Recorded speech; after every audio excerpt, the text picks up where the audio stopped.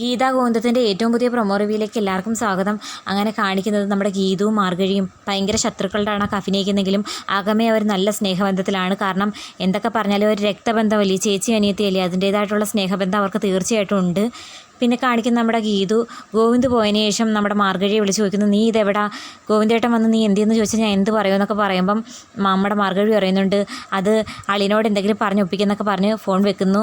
പിന്നെ കാണിക്കുന്ന നമ്മുടെ മാർഗഴി ആ ചേതൻ ഗ്രൂപ്പുമായിട്ടുള്ള ചർച്ചയിൽ പങ്കെടുക്കാൻ പോകുന്നത് കാണുന്നുണ്ട്. നമ്മുടെ അനാർക്കലിയും സത്യദാസും രാധികാമ്മയും എല്ലാവരും കൂടി ചേർന്നിരുന്ന് ചർച്ച ചെയ്യുന്നത് നമ്മുടെ ഗോവിന്ദ് ഫോണിലെ ക്യാമറ വഴി കാണുന്നുണ്ട്.